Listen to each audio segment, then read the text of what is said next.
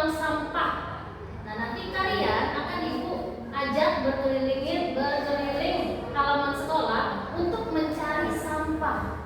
Nah, jadi kita cari sampah. Kalau ketemu dengan sampah yang bisa kita daur ulang, nanti kita ambil sampah itu, kita bersihkan, nanti kita bikin suatu proyek. Paham? Paham. Nah, menurut kalian selama ini, apakah anak-anak di sekolah kita khususnya termasuk anak-anak yang peduli membersihkan lingkungannya? Yes. Of course, tentu. Tapi kita akan buktikan nanti apakah dengan yang kamu bilang tadi bahwa anak-anak SD 13 mampu untuk menjaga kebersihan lingkungan, nanti akan kita buktikan dengan berkeliling di halaman sekolah. Nah, kalau masih ada sampah, berarti anak-anak 13 belum begitu peduli terhadap lingkungan sekolah. Nah, apa yang terjadi kalau kita semua warga sekolah tidak peduli terhadap lingkungan sekolah kita? Sekolah menjadi kotor, betul. Apalagi kalau kita tidak peduli dengan kebersihan lingkungan sekolah kita. Nyaman gak kalian belajar di kelas? Tidak. Tidak. Kalau sampah berserakan di kelas, bau sampah kalian tahu sendiri, bekas makanan kalian. Kalau tidak bersih kelasnya, maka di dalam kelas tidak akan nyaman untuk belajar. Nah, kalau sampah-sampah berserakan di luar, mengganggu nggak? Mengganggu baik dari segi penglihatan, kita lihat tidak enak, banyak sampah, menampakkan bahwa warga sekolah itu tidak peduli terhadap lingkungan sekolah. Nah, nanti ketika ada tamu-tamu dari luar yang berkunjung ke sekolah melihat sampah banyak, akan termainsir di pikiran orang bahwasanya warga SD 13 tidak peduli terhadap kebersihan lingkungan sekolah. Oke. Berikut Ibu akan menampilkan sebuah tayangan video yang memperlihatkan lingkungan sekitar kalau kotor itu bagaimana. Paham anak-anak? Oke, disimak baik-baik ya.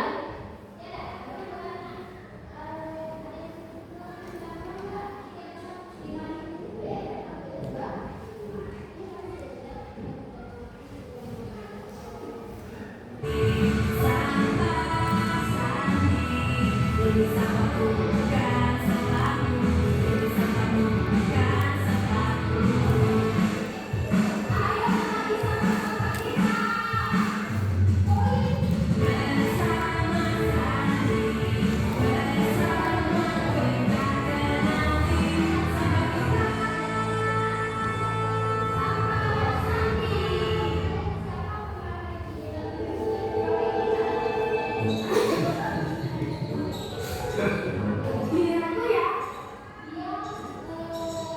Yeay, aku menang.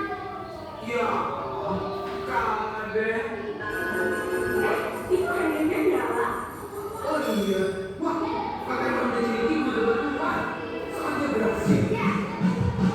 Ayo berangkat.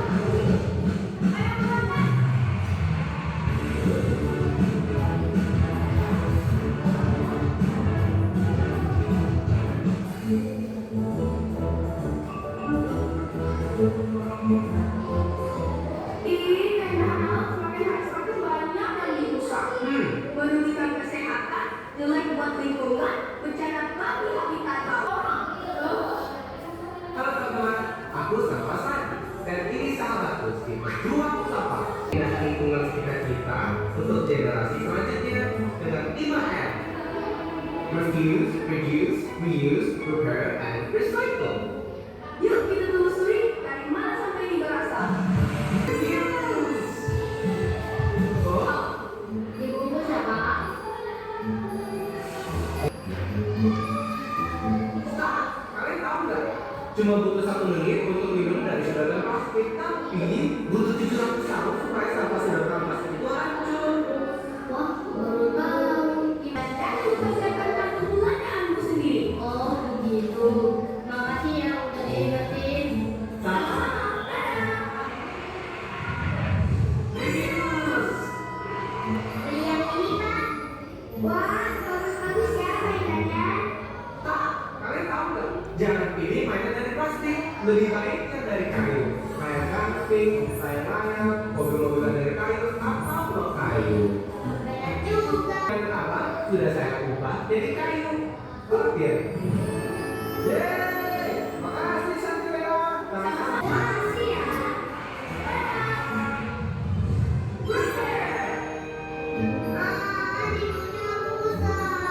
Woi, Sakit? Siapa sih yang buang-buang sembarangan? Kenapa itu? oke.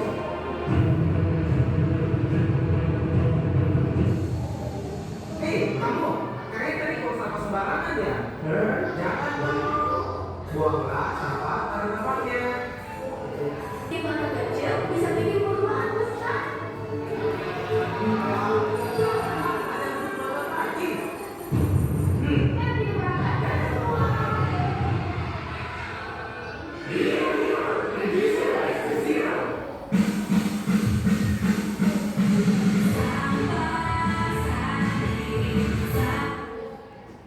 Ya, anak-anak videonya sudah dimatikan? Sudah. Siapa yang bisa menceritakan ke ibu apa sih yang kalian dapatkan dari menonton video tadi? Tidak boleh membuang sampah sembarangan. Betul, tidak boleh membuang sampah sembarangan. Apalagi? Ayo, banyak kan tadi yang bisa didapat setelah menonton video. Jangan buang sampah sembarangan lagi. Kemudian apa? Jangan menggunakan botol plastik. Jangan menggunakan botol plastik, kresek plastik. Jangan menggunakan sedotan plastik karena kalau bahan yang berbahan plastik itu membutuhkan waktu yang lama untuk bisa dihancurkan. Berapa lama tadi katanya?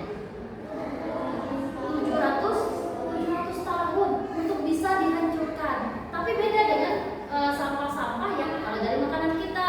Kalau makanan seperti buah-buahan bisa lama-lama menjadi pupuk, kan? Kalau daun-daunan, sampah daun-daunan bisa kita gunakan jadi pupuk. Tapi berbeda dengan sampah anorganik kayak plastik-plastik tadi, butuh waktu yang lama untuk bisa dihancurkan. Bagaimana kalau sampahnya kita bakar? Boleh nggak sampahnya kita bakar? Karena asapnya akan merusak lingkungan juga. Makanya kita harus pandai-pandai mengolah sampah. Jangan kemudian yang dibilang tadi apa? Kurangi menggunakan refuse, tolak yang menggunakan recycling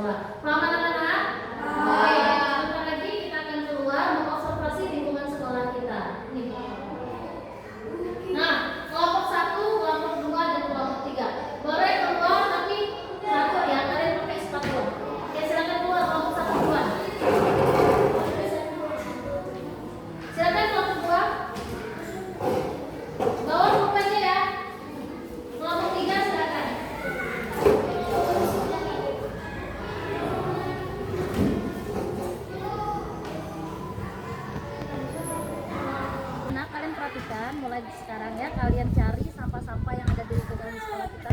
Yang paling utama adalah kelas. Kalian cari sampah-sampahnya, kemudian kalian catat. Setelah dicatat, kalian masukkan sampahnya ke tong sampah, paham? Oke, silakan bekerja. Ada yang mencatat, ada yang mengambil sampah, ada yang mengangkat tong sampah, paham? Oke, silakan. Silakan diambil. Kalau menjadi lucu, siapa? Masuk aja. Oke, tidak usah pakai tong sampahnya. Oke, bawa itu aja.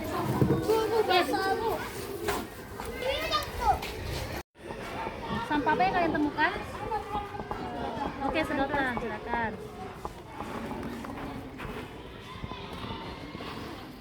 Oke, cari lagi.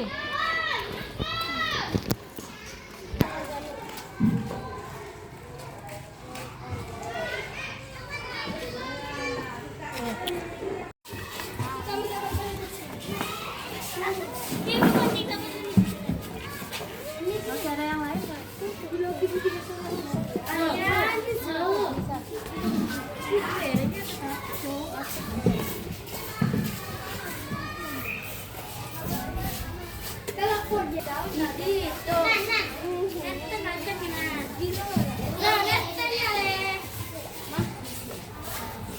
Kotak susu.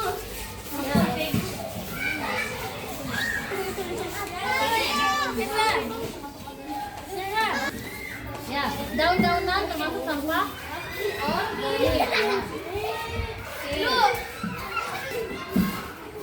Sampah yang sudah kalian ambil, yang berguna menurut kalian, kalian ambil, kalian isi di sini ya. Nah, silakan. Ya, kamu mau kemana?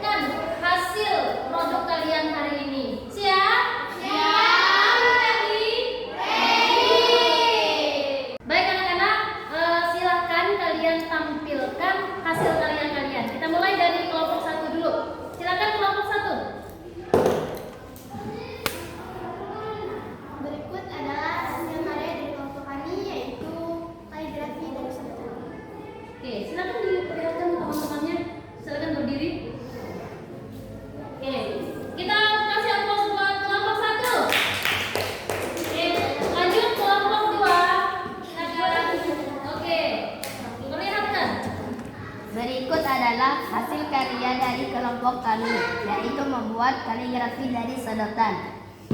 Oke, lanjutkan. Tepuk tangan untuk kelompok 2.